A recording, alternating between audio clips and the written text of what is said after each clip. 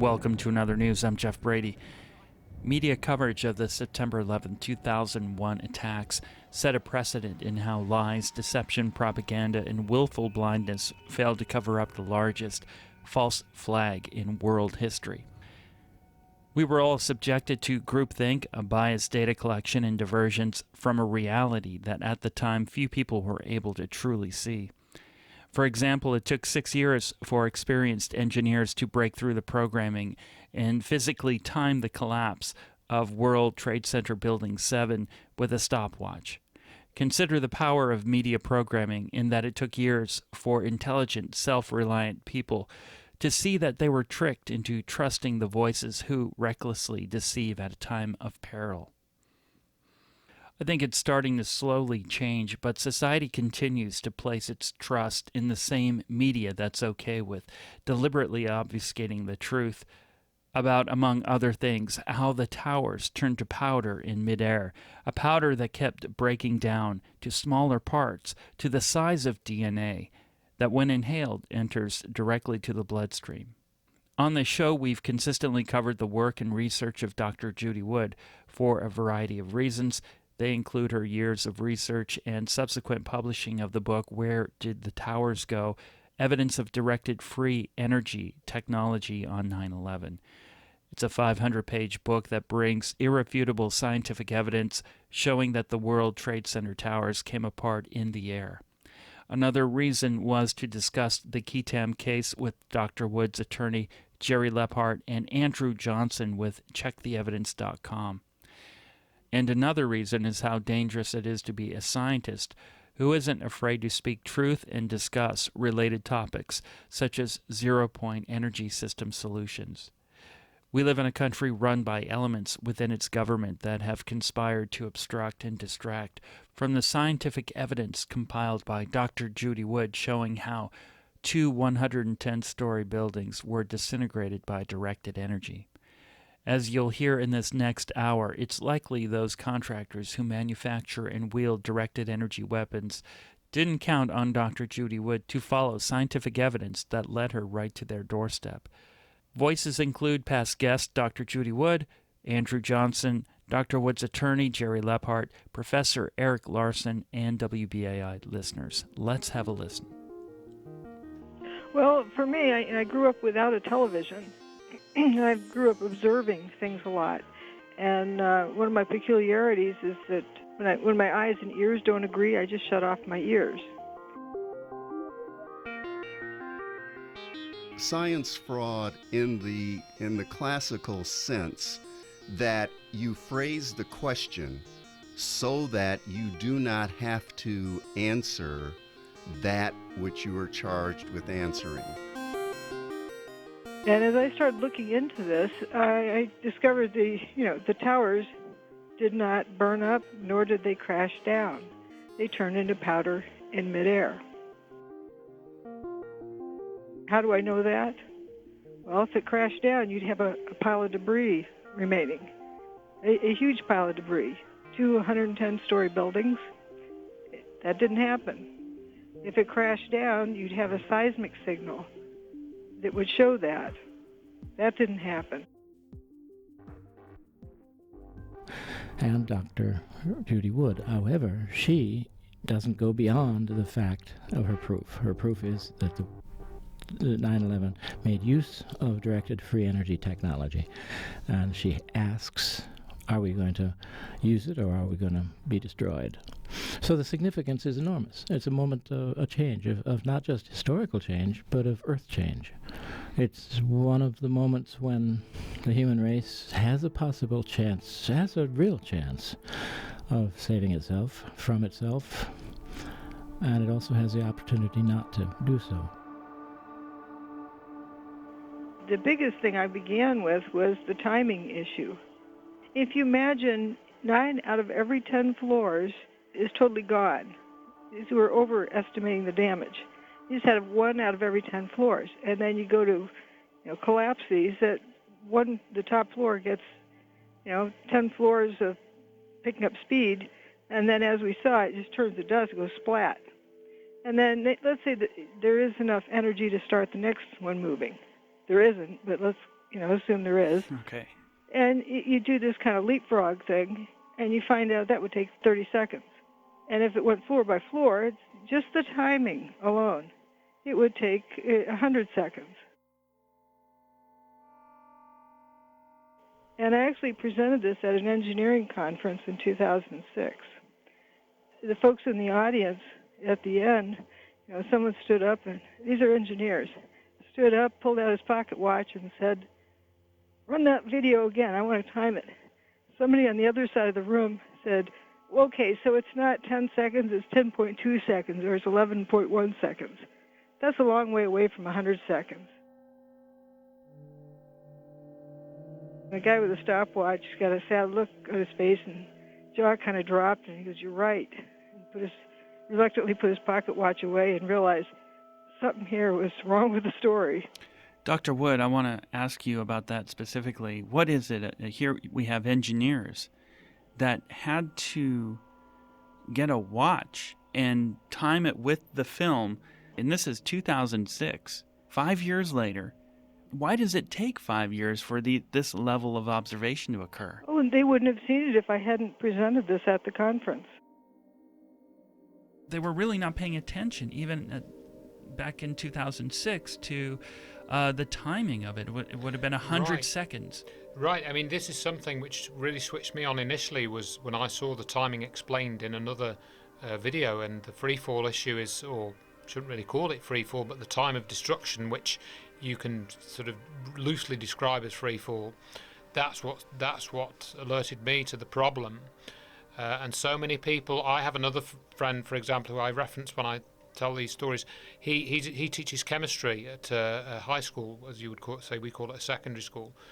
And he would not look. I'd known this chap for 30 years, and he would not look at it. He would not look at it. I tried to have a conversation.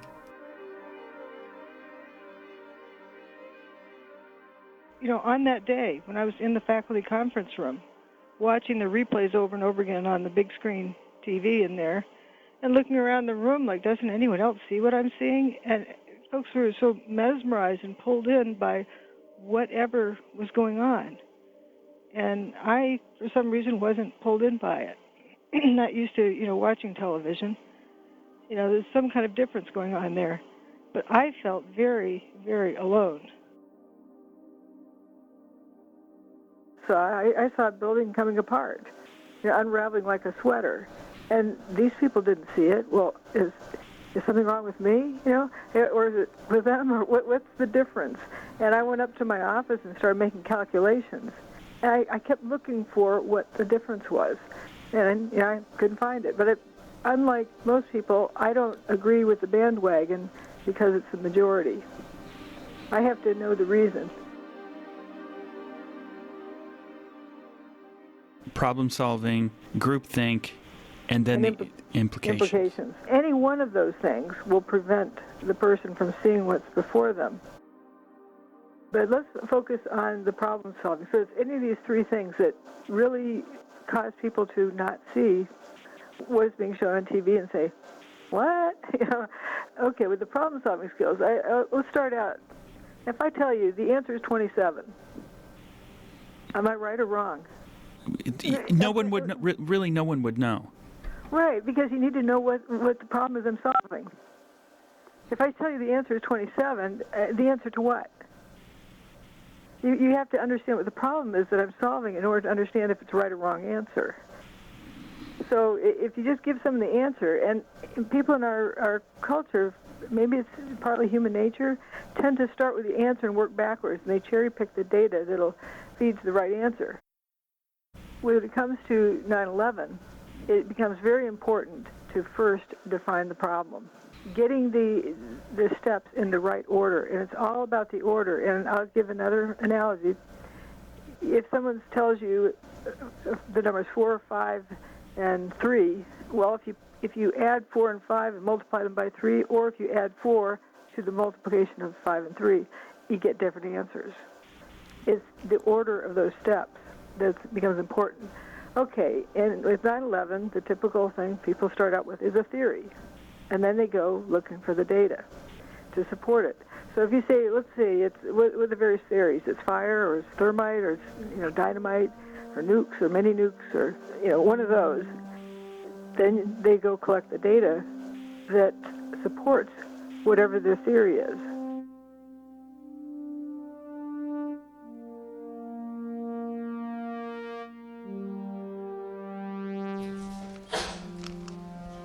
Well, once upon a time, there were 2 towers.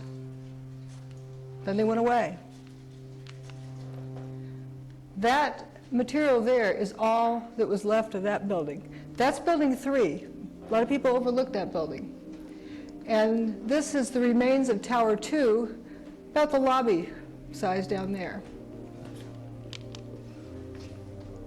To remind you of how big of a mass was there. And then it is gone. This picture was taken on 9/11. Where is all the debris? But everybody wants to know who did it. They just have to know who did it. And so they jump to the conclusion, but the planes did it. No, it was bombs in the building. No, it was thermite. And pretty soon there's just answers all over the place of what they think it could be. Spray-on thermite, 4th generation, mini nukes, just throwing out answers. You can't really find the answer that way. Because if you had a dead body you came upon, how did it die? Well, we found a smoking gun. Now we know it had to be the gun that did it. But then it turns out you found the dead body underneath the garage door. The garage door must have done it. Wait a minute, maybe he was poisoned. So guessing the answer with just a few details is not a good way to go. I don't know if many of you heard about this case that really was just oversaturated in our media. This case of Casey Anthony, a mother accused of killing her child, and then was found not guilty and everyone was shocked. Not everyone, but the people who were following the story were shocked. But the next day, Jennifer Ford, one of the jurors, spoke to the media saying they did not know how the child died. How can you convict somebody of a crime if you don't know what crime they even committed? The jury did not know what happened. So finding out what happened is the most important thing. Then you can determine how it happened, who was involved, why they did it. But what we're going to concentrate on, because it's the most important thing, is what happened. The main thing of what happened, the towers didn't burn up, nor did they slam to the ground.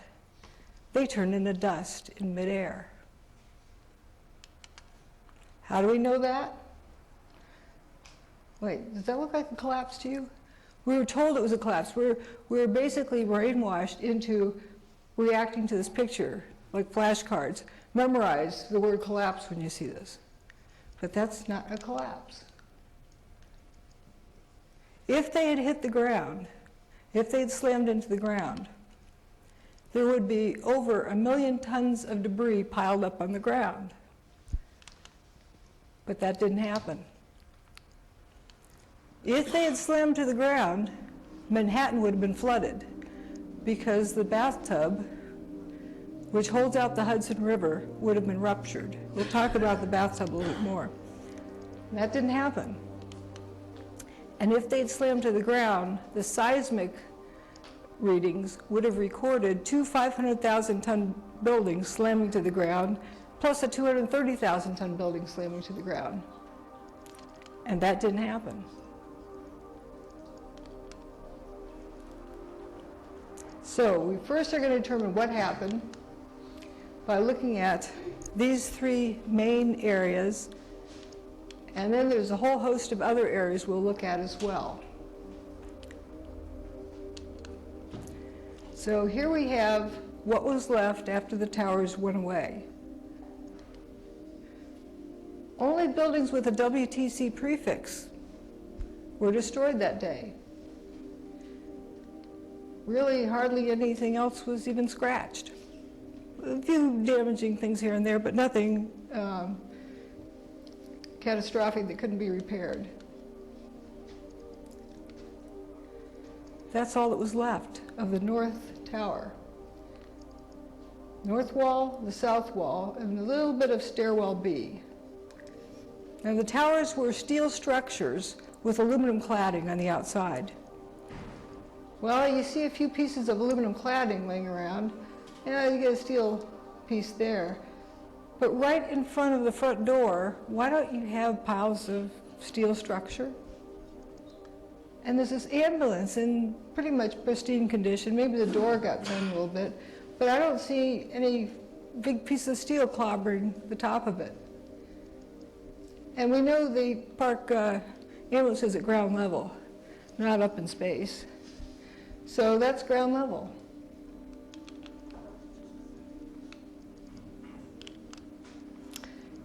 Here's a newscast from the 24 hours later. Down in Lower Manhattan today, George. I don't know if you heard a little earlier me raise this question, which was actually raised by ABC's Jackie Judd as we look at these areas down below and the video of where the towers used to stand and where is all the rubble gone. And have you been able to, is there any way you can answer that question? I'm sorry, Peter, I didn't get the question. Okay, I apologize. Jackie Judd and several other people keep asking us, when you look at where the towers used to stand, there is surprisingly so little rubble. Where did all the rubble go?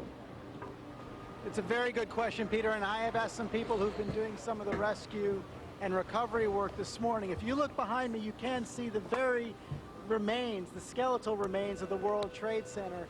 And one volunteer, Robert Gerlinski, explained to me the reason there's so little rubble is that all of it simply fell down into the ground and was pulverized, evaporated. What was that he said? Fell down to the ground, was pulverized, and evaporated. I don't mean to be making fun of these people at all. They're trying to explain what they see.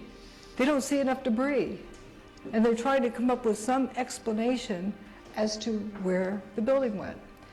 Actually, that video clip I saw that day, and that partially inspired the title of the book.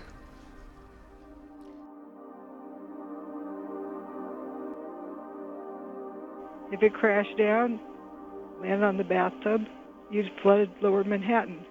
That didn't happen. It would puncture the bathtub. Right. The towers were built in the Hudson River with sort of a dike around the base. They were built on bedrock, which is about 70 feet below the water table.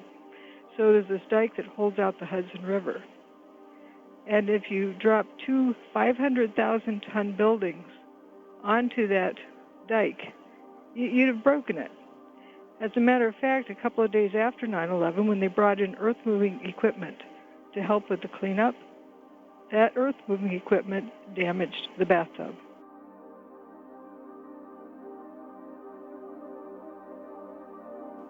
There was nobody I could talk to about this. They looked at me like I was crazy if I brought up the subject. And I think there was a lot of isolated pockets like that, and those people just kept quiet. You're ostracized, so you just keep your mouth shut and put your head down and go back to doing your work and assume, like I said, like the grown-ups were going to take care of it. You assume that some agency somewhere, it's somebody else's job to look into it. You know, whether it's Congress or NIST or whoever. The path train tunnels that go under the Hudson River come up at the base of the towers. And there was some water in the tunnels, but that was due to the fire hoses and open, rainfall falling in there. Because once they pumped out the tunnels, they stayed dry. There was no leak, which is rather remarkable, considering those are built in the early 1900s. From there, you brought this to the attention of other people. I brought this to the attention of a couple of people, but you get a very strong reaction from people that, don't go there. It was making other people too uncomfortable, and if you're the only person talking about it, it becomes very difficult.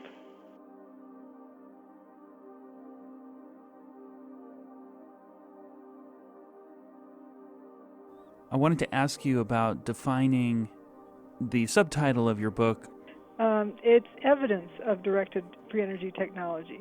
As we were talking before about, the building turning to dust, it turned to dust. But primarily, it is, not 100%, but well over 50%. It turned to dust in midair. So the fact that that data exists shows that there is some technology in existence that can do this. That technology can also provide us with free energy. So the evidence of 9/11, of what happened at 9/11, is evidence that technology that is capable of providing free energy exists. It's not saying that this is what was used. It's saying it's evidence of it, the existence of this technology. And would you call it a signature that you were able to find evidence of? Right. It's not kinetic energy, like as in a bomb or a missile or heat like a nuke. It's directed energy.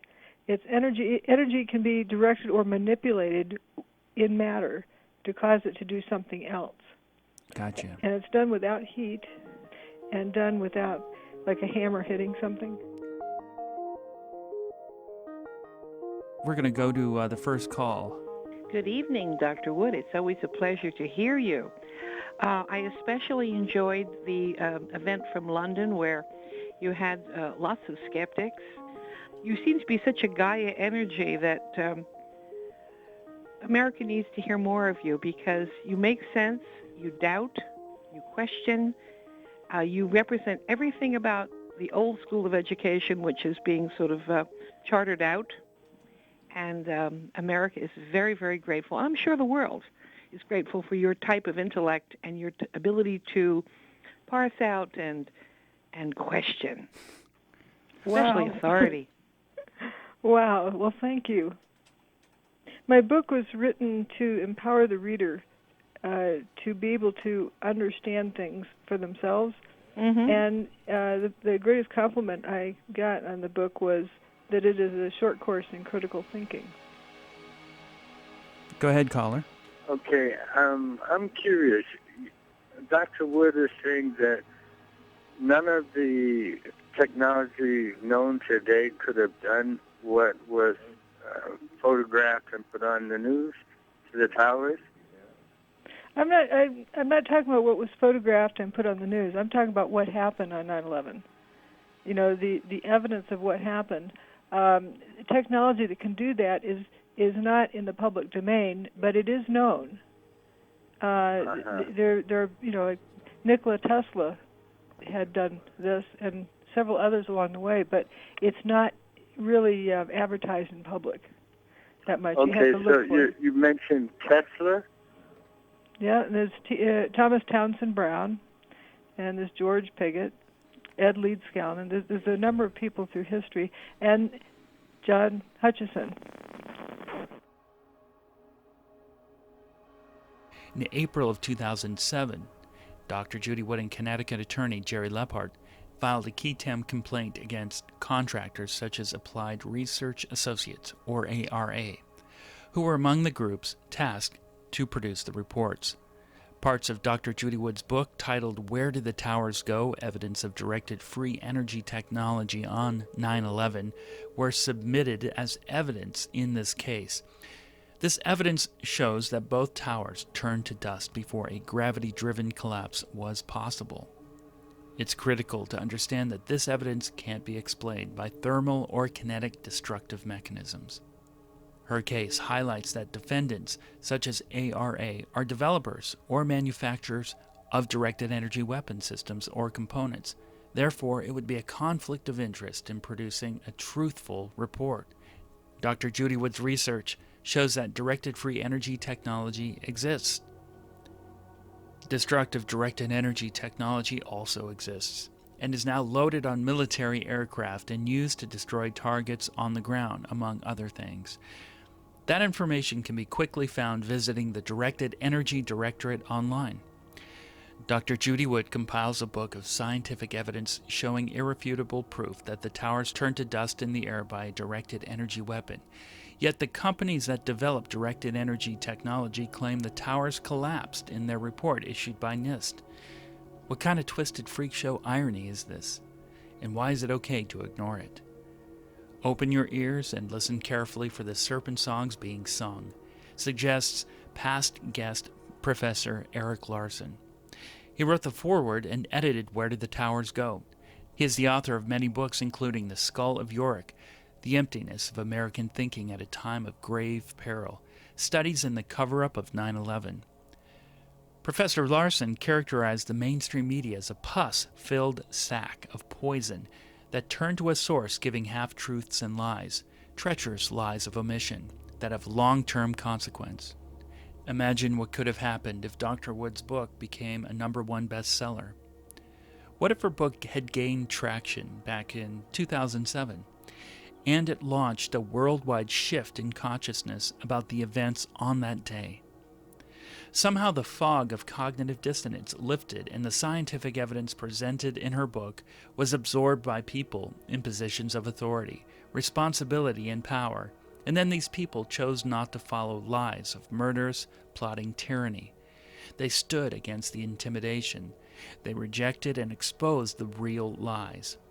According to Professor Larsen's list, they would include journalists, writers, editors, broadcasters, teachers, professors, college presidents, administrative officers, deans, corporate managers, directors, figures in and throughout government at every level from the White House down to the most junior member of the least significant in Congress.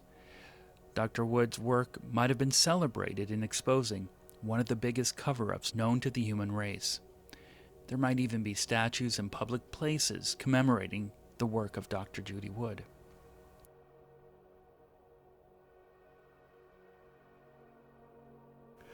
Now, for one reason, we had an enormous amount of evidence. You could not easily say that we had no basis for bringing this case. We did.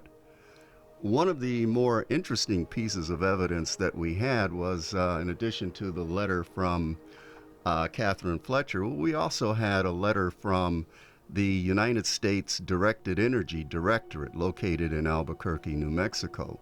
That is the entity that manages the stockpile of directed energy weapons. These are weapons that exist and have existed for quite some time. And the Directed Energy Directorate manages them. Incredible. These are weapons that turn matter into dust. Probably doesn't leave a lot of radiation fallout. Well, I mean, going back to that letter, as I recall, Jerry, it was the name of the public relations officer was Rich Garcia, and he's one of these people that's popped up on various documentaries about HAARP and things like this. I've seen him on 1 or 2 documentaries, and the difficulty was that the directed energy weapons which were used to destroy the World Trade Center, that is what is established in Dr. Wood's research in the book, Where Did the Towers Go, in the videos, in the website and so forth. That is the truth. But the directed energy weapons that they want to talk about publicly are generally things like high energy lasers or masers, and the class of technology, if you read Dr. Wood's book, it's something that is completely black. We have almost no information in the public world about how these weapons work. But Dr. Wood essentially deduced the operation from the book. And some of this evidence, of course, was put into the Keatam case by Jerry. And then we had another chap we should mention just in passing, not that his role is not insignificant, it's very significant, is John Hutchison. Because Jerry and I and Dr. Wood, we talked to one another about this, with Jerry obviously leading everything. And I ended up actually spending a couple of hours on the phone with John Hutchison writing out an affidavit. I can't even remember how I got to do that, but that's what I did. And Jerry suggested that I too, as I had been involved in the research for a period of time, submit my own affidavit, which was submitted to the Court of the Southern District of New York, because I was perfectly willing to come over to the US at my own expense and give evidence if that was what Jerry said that I should do, or if that's what came about, because I knew, as Jerry did, that what we were dealing with was truth. It wasn't a theory. We could prove what we were saying was true. And of course, in the way that Jerry had described, they knew it was true because if you read up on the details of what happened, you can tell they know that what we've said is true. It's the absolute truth. My active whistleblowing was the basis of my case. Mm-hmm. If my active whistleblowing is ignored, I've got no evidence. Ignoring the evidence I submitted. The judges, you have to feel for them. If this case went forth, like even at the lower court, if this case went forth, can you imagine, all the guns on, aimed at the judge? Who allowed it to do that? Yes. Mm-hmm. Okay. Even it just went forward to discovery. You have to understand the position that the judges are in. And you explained it briefly in that if a judge allowed that case to go forward, then they would be under a lot of pressure and it may affect their career. Livelihood, their life. Can you think of anything bigger?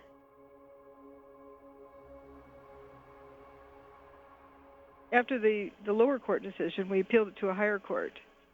And there's 3 judges for that, and they had, like 8-minute, I think, hearing. You don't really cover anything. I think they just want to meet you. And that decision, meanwhile, there was a restatement of the law emphasizing the accountability issue, which is what the law was intended for, and the courts had misunderstood the law and misinterpreted it and so forth and gotten off base. Mm-hmm. But with all of the bailouts, they were restating this law because they wanted accountability for fraud in the system. The judges, 3 judges in that case, I think it was very respectful of them to put it in the footnote that they were ignoring that law to dismiss the case. And I guess they're allowed to do that? It's my understanding that the question is, can a judge, whatever follows after that, the answer is yes. And we appealed it to the Supreme Court, and the Supreme Court doesn't have to hear cases, it's only if they feel like it, and I think it's about 5% of the cases they actually hear. Mm-hmm. And so it was denied. They don't have to give a reason. They just don't want to, touch it. They call it 10-foot pole syndrome. One of the contractors, or the contractor that you're referencing, is ARA, is that correct? Yes, Applied Research Associates. Tell listeners a little bit about that photo that you described to me that's no longer on their website. Okay, yeah, I was looking at their website to see what kind of things they do, because they're one of the people who helped us with the report. They are a major developer and manufacturer of energy weapons.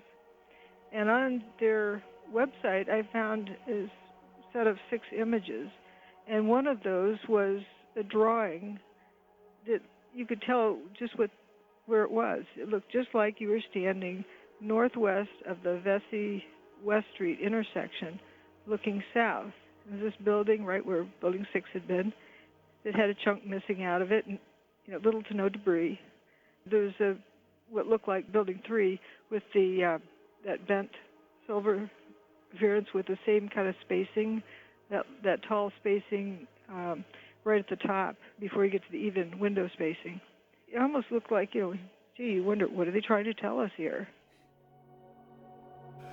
These are the companies that actually make the weapons and demonstrate the kind of technology that was shown to have been involved on 9/11.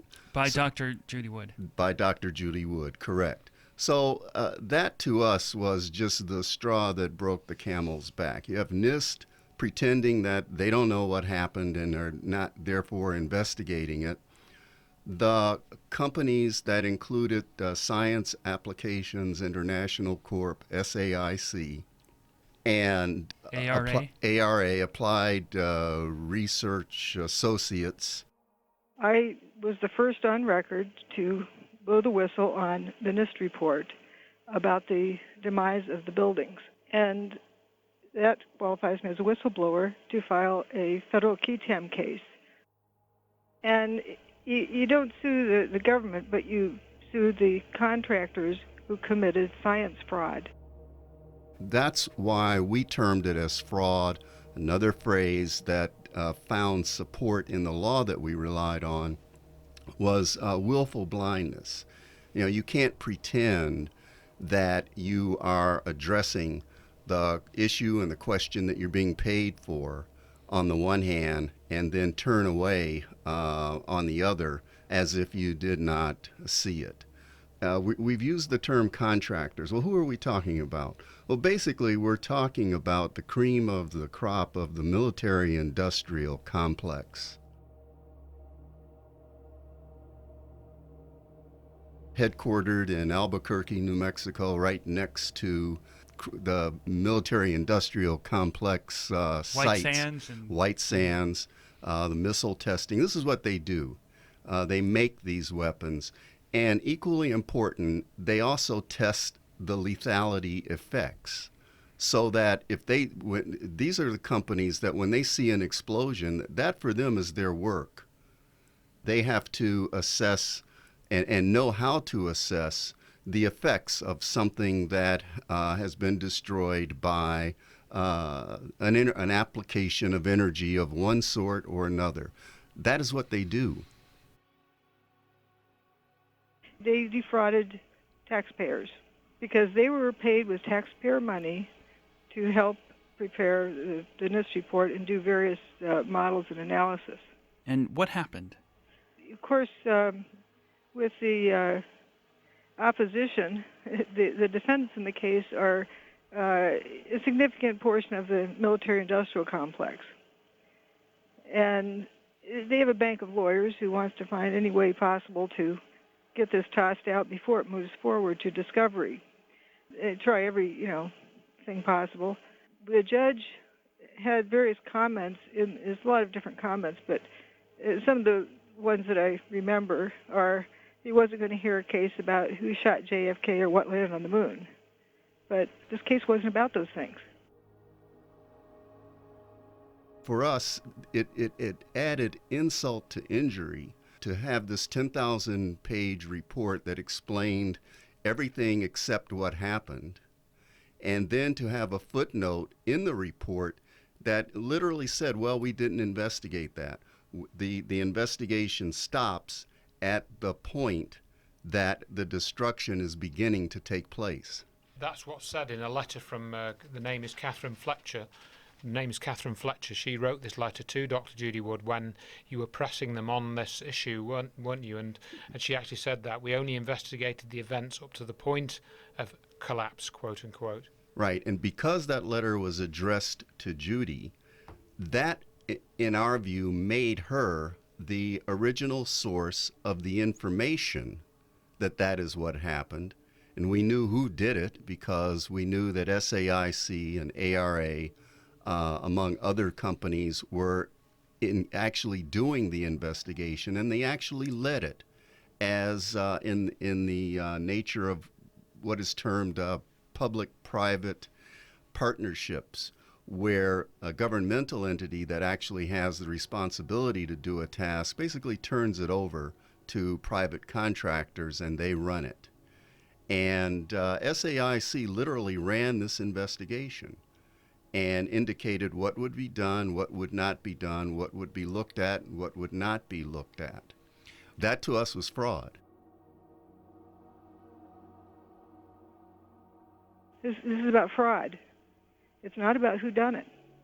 None of my filings is there anything about, finger pointing as to who committed the acts of 9/11. I'm talking about who was responsible for determining why and how the towers collapsed in a scientific study. For example, Underwriter's Lab made 4 mock-ups of the floor. 2 were full scale and 2 were half scale. They set them on fire for twice the temperature in degrees Fahrenheit for twice as long, and they did not fail to support load. So they had to call the test because they didn't fail. Yet they signed off on a report saying that fire did it, but they could not get fire to do it. That's fraud. Did you get a lot of criticism for being involved? I did get criticism. Indeed, the written decision in the case criticized both my clients and me for bringing the case. But the distinguishing factor was that the 20 law firms representing the defendants on the other side all applied for sanctions. That is to say that our side of the case, Dr. Wood and I, should pay their costs. They actually filed a motion to that effect, both at the lower court level and at the appellate court level. How much would that have been? That would have been many thousands of dollars. Ultimately, I don't know how much it would have been because the court denied the other side's motions. So, in effect, when you ask, well, what was the outcome of the case? You lost, right? Yes, we lost, and I did not try to build my career on the basis of moral victories.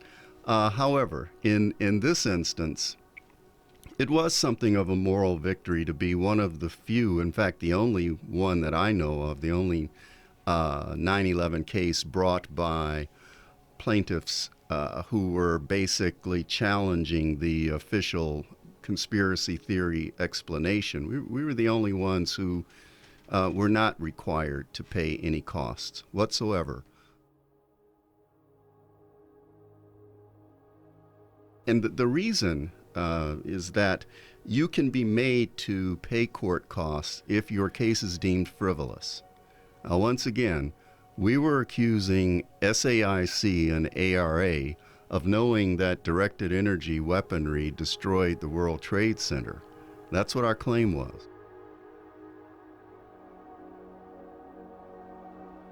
If you listen to the evidence carefully enough, it will speak to you and tell you exactly what happened. And if you don't know what happened, keep listening to the evidence until you do, because the evidence always speaks the truth. The key is not to allow yourself to be distracted away from seeing what the evidence is telling you. In other words, don't start with a conclusion, then work backwards, cherry-picking data that would support your conclusion. Also, don't force yourself to taking a multiple-choice test about only the answers you know about. Because if you only know about a slingshot, a bow and arrow, and a pea shooter, you're not going to come up with the right answer. So if you look at the evidence, it will tell you.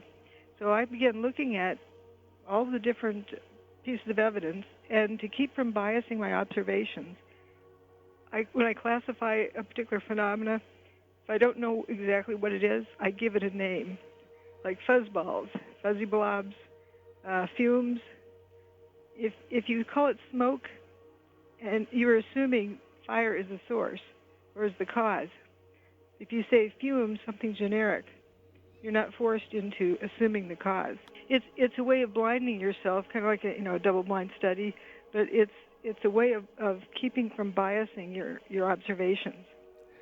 Let's start with fuzzballs. I saw that image in your book, and as it's a photo of people, I think some policemen and some bystanders walking, and there's a cloud of dust around their feet. Tell me why that's significant.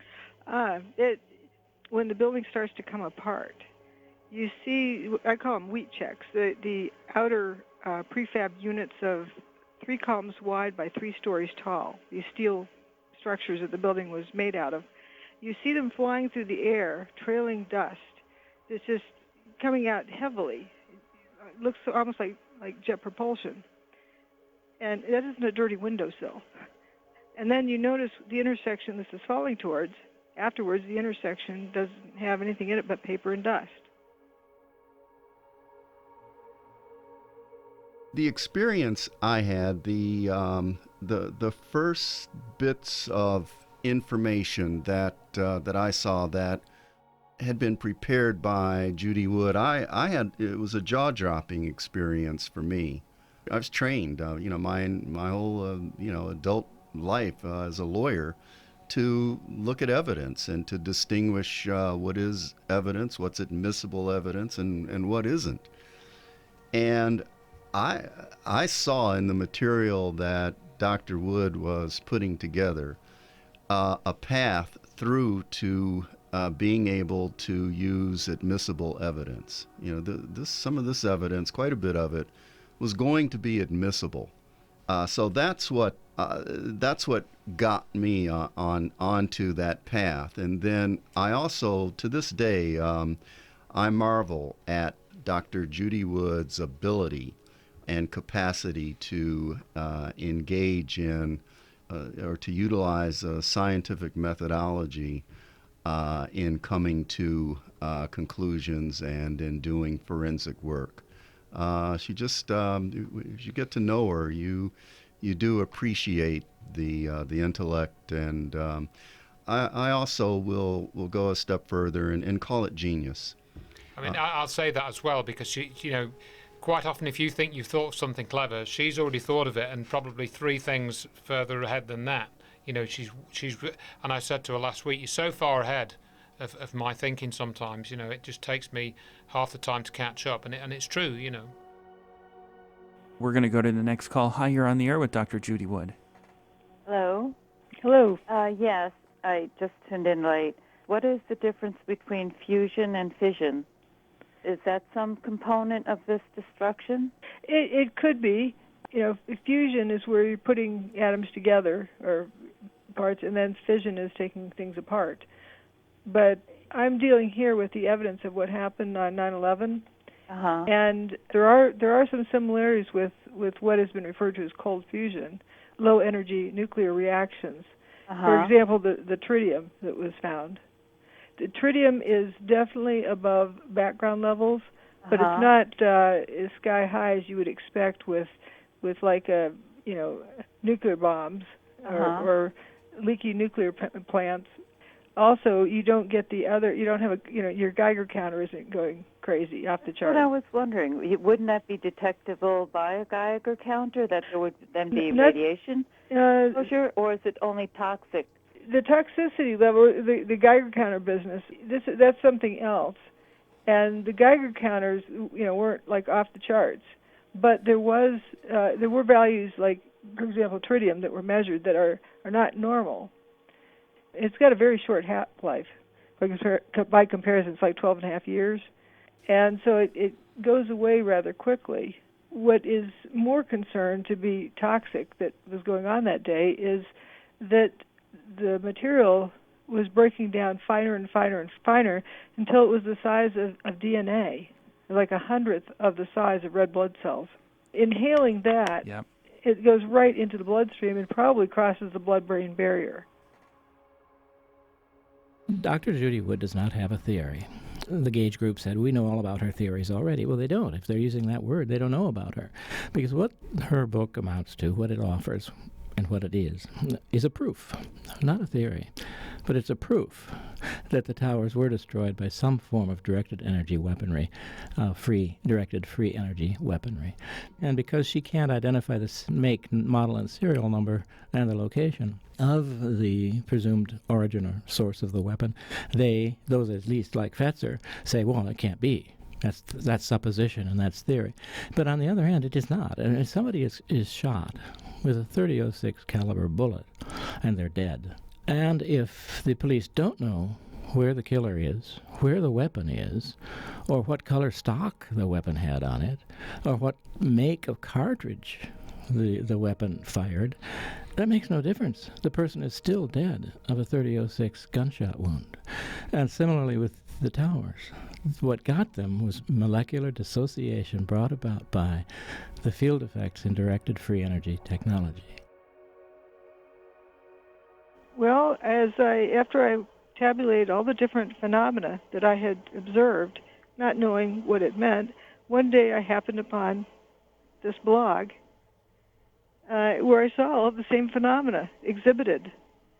And that was it blew me away. That was the blog of John Hutchison, who, wasn't at all making any connection with 9/11. He had just been doing this since, 1979, trying to replicate the work of Nikola Tesla and just enjoying watching stuff levitate or seeing what other weird effects can be produced. And he had accumulated a pretty big pile of samples that he had tortured in some way or another, and they exhibited all of these same weird phenomena. He creates a static field. He used to use a Tesla coil, but then came to use a Van de Graaff generator. And so he creates a static field, and within the static field, he interferes various radio frequency signals, like microwave signals. And it's the interference of these that causes this weird effect. It's not one or the other. How would you supersize a Tesla coil? It turns out there was this big hurricane right outside of Manhattan on that day, and they produce a static field. When a hurricane is approaching Florida, you can kind of tell the path where it's going to go because the birds all...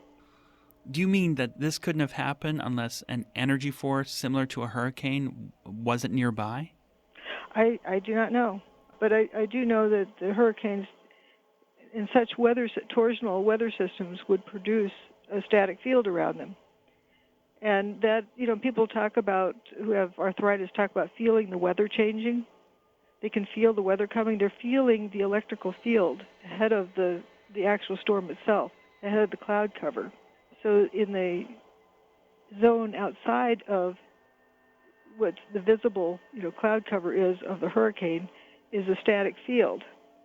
And on 9/11, there was thunder recorded at all of the major airports surrounding Manhattan, Newark Airport, JFK Airport, and LaGuardia Airport. So we have, evidence of that field effect was there. Now, I'm not saying I know whether or not they used it for that, but it was there.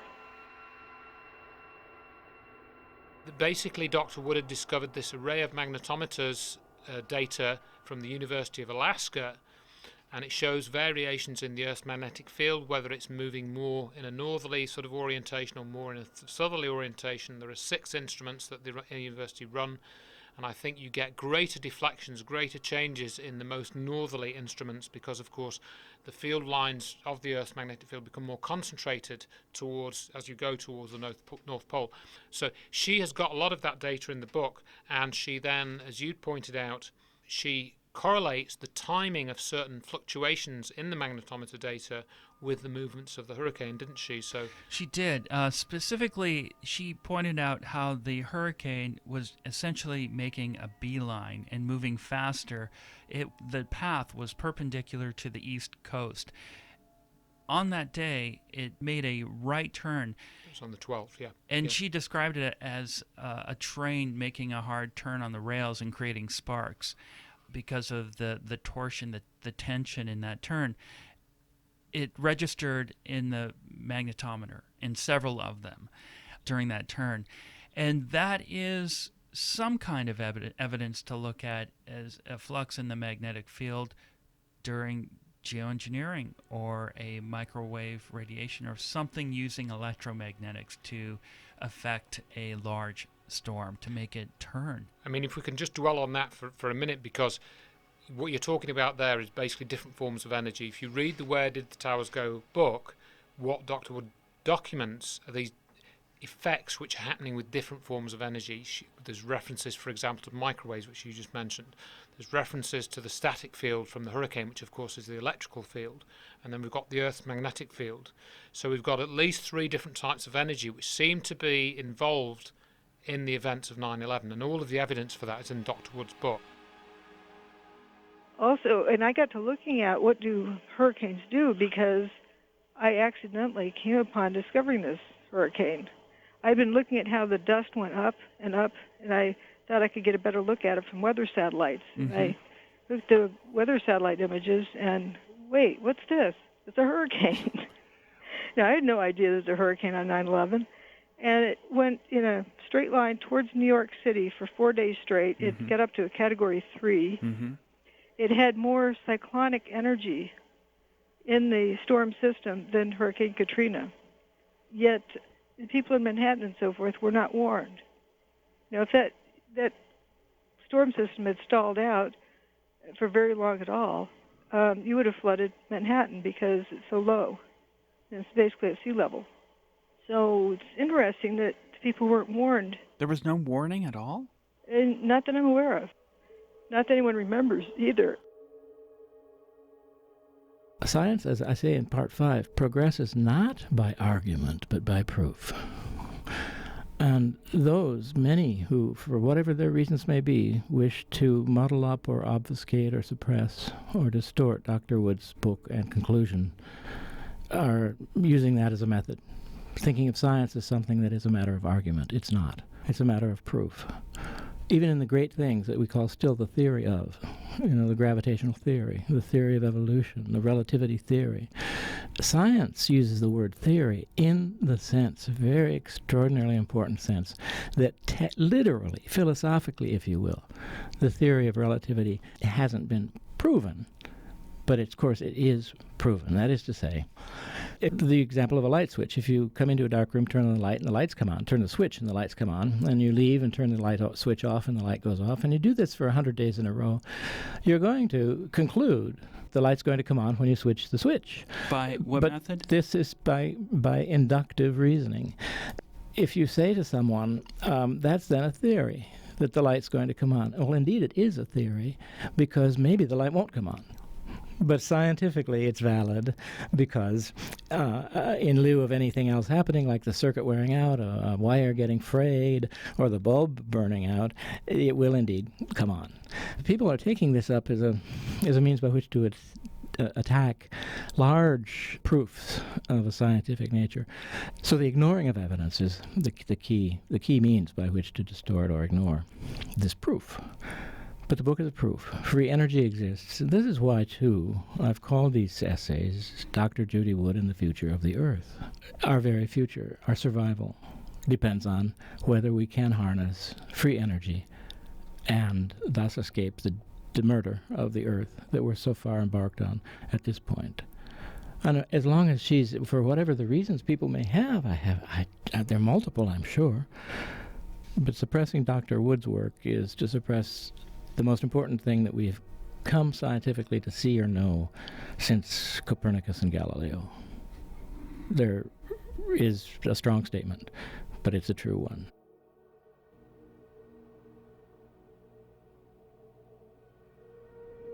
That's going to do it for In Other News. I'm Geoff Brady. Visit inothernewsradio.com for archives and more information about the guests.